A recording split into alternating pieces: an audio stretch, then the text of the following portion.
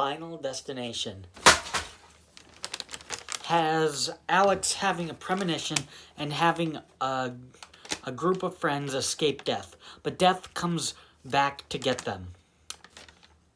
So, first of all, sorry I didn't get this out yesterday. I was busy with Christmas break, all that stuff, but I'm doing it now. And all throughout January, I'm doing the Final Destination franchise. This Final Destination was actually my very first horror movie I watched. It was about 3 or 4 years ago. It was late one night. It was on TV. My dad was flipping through the channels. Final Destination was on. I was interested in it.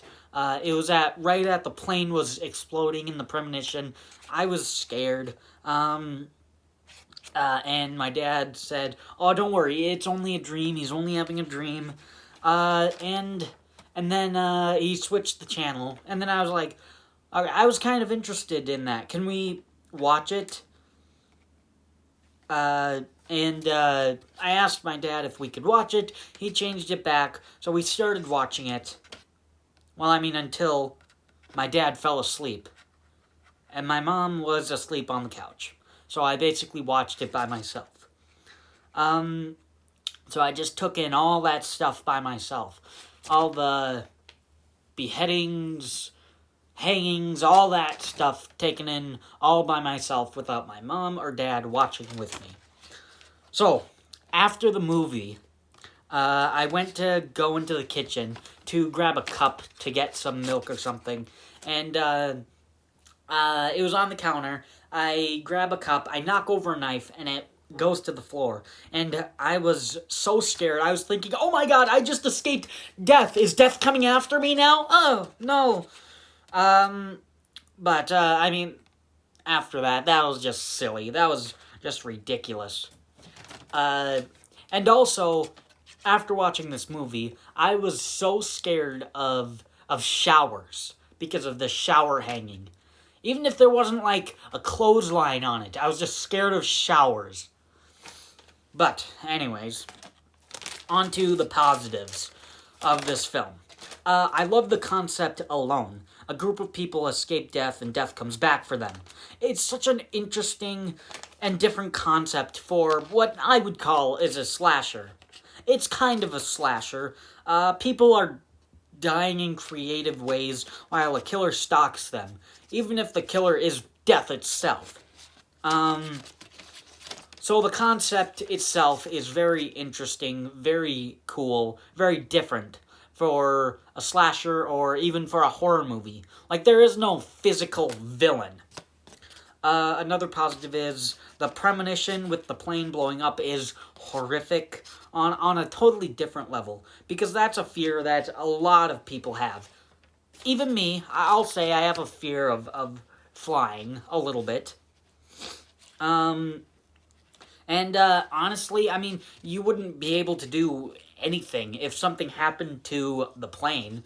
Like, I don't think you'd have enough time to jump out and have a parachute on.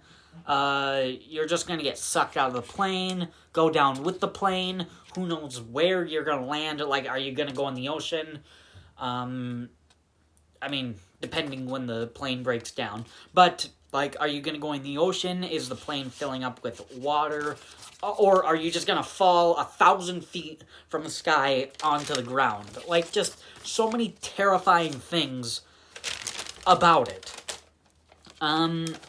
Another positive is this movie relies very little on jump scares. It builds up the suspense on a bunch of things that could go wrong, only for something else to kill the person. Like for Todd, like you think he's gonna get electrocuted or slip and break his head or something, but no, he slips and gets hanged in the shower. About the jump scares, the one jump scare that stands out in this movie and a million other horror movies is when Terry crosses the road and a bus runs her over. And just like that, in a matter of 1 second, it just it starts and it's gone.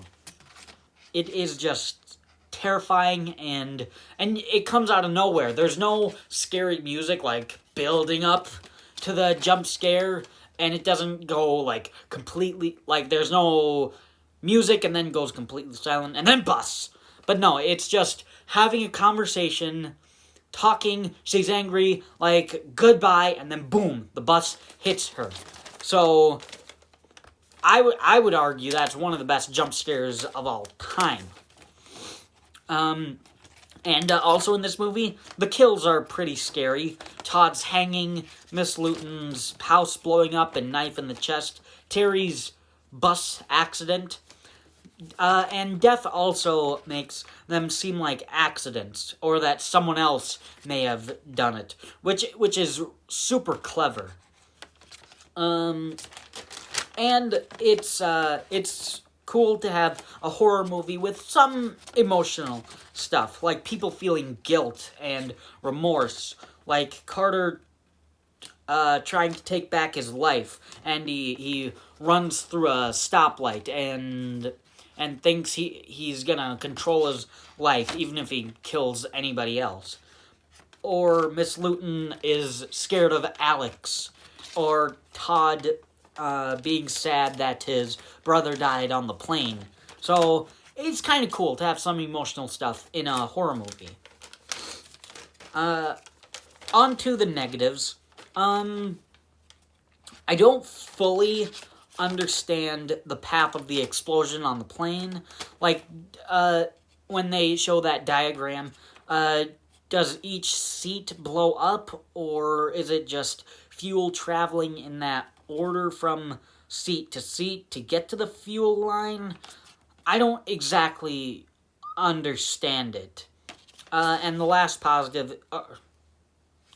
negative, is I have no idea why Miss Luton threw, small negative though, why Miss Luton threw vodka out of the cup in her house. It's such a weird reaction. Like, was it because she saw the school logo on it? Or, like, she picked the cup. Shouldn't she have looked at the cup before she poured vodka in it? I don't understand. Like, who doesn't look at a cup in their house before you pour something in it? Like typically you'd pick a cup and like, oh yeah, this is a cool cup, I'm gonna pour something in it. But it was just a little bit of a weird reaction that it's just a little weird. But that is it. Two very small negatives. In the end, I love this movie. Like I said, it's the very first horror movie. It's the very first horror movie I've watched. And it's one of my favorite horror movies of all time. So for the cool concept, original concept, and if you're a slasher fan, it has some good kills. So I certainly approve of Final Destination. Thanks for watching.